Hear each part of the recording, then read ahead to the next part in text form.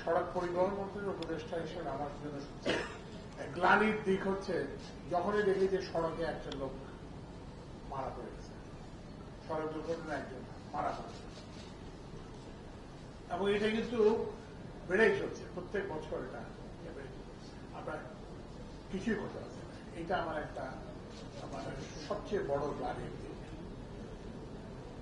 তো এই সড়কের দায়িত্ব গ্রহণ করার পর থেকে আমি চেষ্টা করে আসছি যে এটা নিয়ে কিছু করা যায়।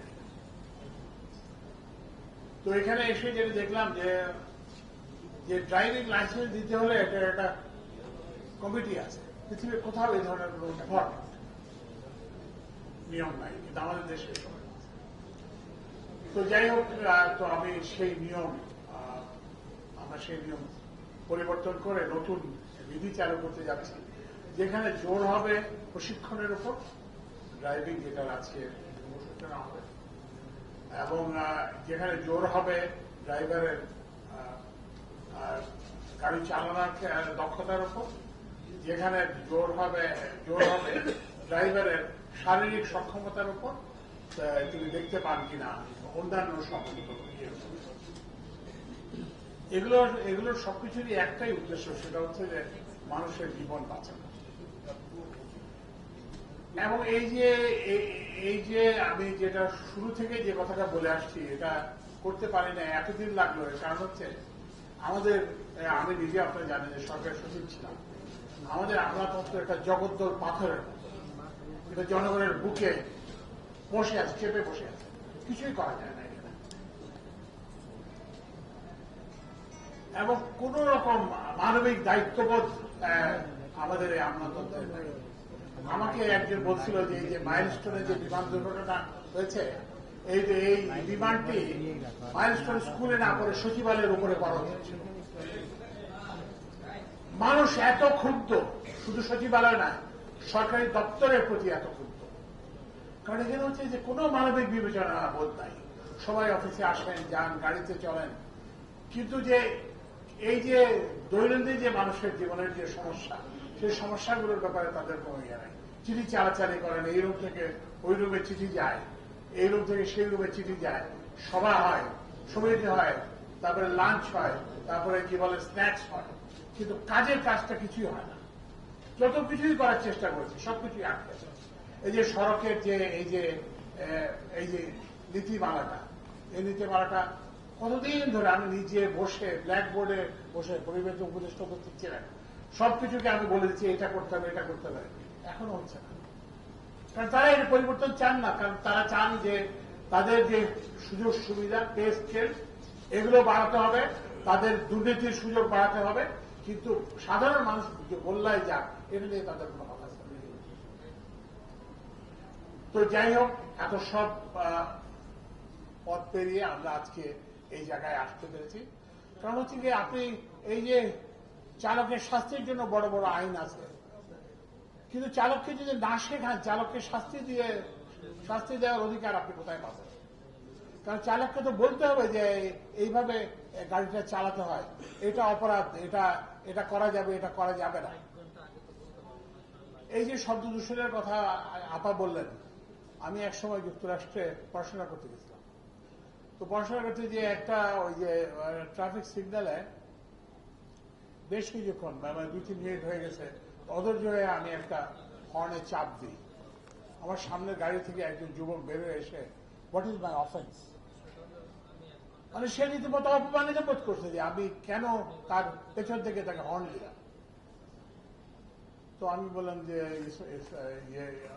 বললাম যে it's not moving, what can I do, there are vehicles in front of me. আমার সামনে গাড়ি আছে, আমি কি করব?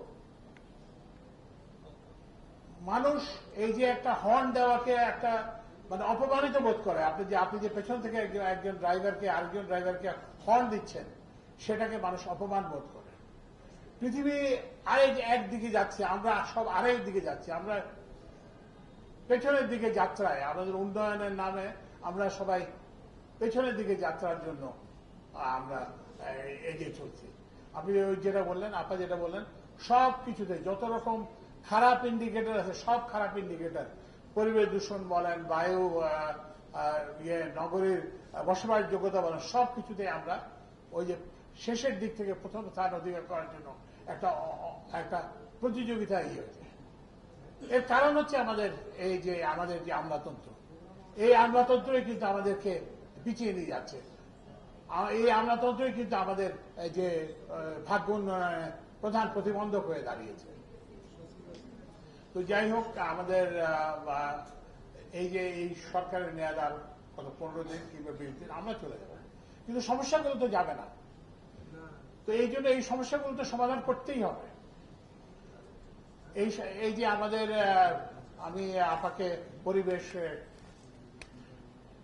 সেনাপতি বলি, এই যে সামান্য কাজ থেকে সেন্ট মার্টিন দ্বীপ থেকে শুরু করে এই যে থেকে কি বলে যে আমাদের যে প্লাস্টিক বটল থেকে শুরু করে প্লাস্টিক কাভার থেকে করে সামান্য জিনিস নিয়ে উনি যেভাবে কাজ করছেন, কিন্তু এটা কি ওনার কি লাভ? ওনার কি এটা কি কোনো ব্যক্তিগত লাভের ব্যবসা আছে? উনি কি পিএটি ব্যবসা ওনার প্রতিযোগী, নাকি অন্য কোনো কারণ আছে? একটি মাত্র কারণে উনি কাজ করে যাচ্ছেন নিরলসভাবে, সেটা হচ্ছে যে জনস্বার্থে। এই জন্যই আমাদের হচ্ছে কি যে আমরা মনে করি আমরা সরকারি কর্মচারী জনগণের সেবক, কিন্তু জনস্বার্থ তাদের মাথায় নাই। তাদের মাথায় এই জনস্বার্থ শব্দটা পেরেক দিয়ে ঢুকিয়ে দিতে হবে, না হলে কিন্তু এই অচল অবস্থার অবসান ঘটবে না। তো যাই হোক, আজকে এটা আমি অত্যন্ত আনন্দিত যে অবশেষে ইয়েটা হচ্ছে, প্রশিক্ষণ হচ্ছে। এখন আপনাকে ড্রাইভিং লাইসেন্স পেতে হলে 60 ঘন্টার প্রশিক্ষণ বাধ্যতামূলক হবে, এবং এই যে 60 ঘন্টার প্রশিক্ষণ বাধ্যতামূলক, সেখানে আপনাকে গাড়ি চালানো শেখানো হবে। আমরা ইভেন ড্রাইভারদেরকে যারা প্রশিক্ষণ গ্রহণ করবেন তাদেরকে আমরা টাকাও দেব, অ্যালাউন্স দেওয়া হবে, এবং ড্রাইভারের ফিটনেস, ফিজিক্যাল ফিটনেস দেখা হবে, এবং হচ্ছে যে ড্রাইভারের যে দৃষ্টি শক্তি দেখা হবে, এবং ওই যেটা বলেন যে ডোপ টেস্ট, সেগুলো হবে। কিন্তু ওই যে কমিটি আর লাগবে না। আপনি যদি এগুলোতে উত্তীর্ণ হন, তাহলে আপনি will become automatically eligible for licence. Driving টেস্টে যারা পাস করবে, সবকিছু হবে, তারা এটা পেয়ে যাবে। তো এইটা একটা সরকারের আরেকটা বড় সমস্যা হচ্ছে যে আমরা সড়ক একদিকে কাজ করে, পরিবেশ আরেকদিকে কাজ করে। এটা একটা ভালো উদাহরণ যেখানে আমরা সড়ক এবং পরিবেশ আমরা একত্র হয়ে কাজ করতে পারছি। একত্র হয়ে এইভাবে যদি আমরা একত্র হয়ে সব মন্ত্রণালয়গুলো যদি কাজ করতে পারি, আমাদের আমলাতন্ত্র যদি জনগণের প্রতি সহানুভূতিশীল হয়, তাহলে এগুলো অনেকাংশেই। কিন্তু এখন আমাদের এই অবস্থা যে আমরা সবাই ভালো কথা বলি, কিন্তু ভালো কিছু করি না। এই যে শ্রমিক মালিক যারা আছেন, তারা সবাই মঞ্চে এসে খুব সুন্দর বক্তৃতা দেন, আমি তাদেরকে পছন্দ করি, তাদের প্রতি আমি কৃতজ্ঞ যে তারা এই যে পুরো 1.5 বছর সময় সড়কে যে শ্রমিক বিশৃঙ্খলা হতে দেন নাই, তাদের পাশে প্রতি আমরা কৃতজ্ঞ। কিন্তু তারা কটা বাস নামিয়েছেন এই 1.5 বছরে, এবং এই যে কটা বাস সড়ক থেকে উঠিয়ে দিয়েছেন, এই যে হত্যাকারী বাসকে উঠিয়ে দিয়েছেন। তো এই জন্যই হচ্ছে যে আমাদেরকে মনে রাখতে হবে, আমরা সবাই এমন একটা সমাজে বাস করতেছি যে আমরা উট পাখির মতো বালিতে মাথা গুলিয়ে আছি।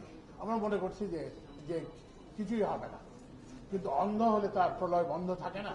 তো সুতরাং আমাদের হয় দুটা বেঁচে, হয় আমাদেরকে আমাদের ভাগ্য পরিবর্তন করতে হবে, অথবা প্রলয়ের জন্য অপেক্ষা করতে হবে।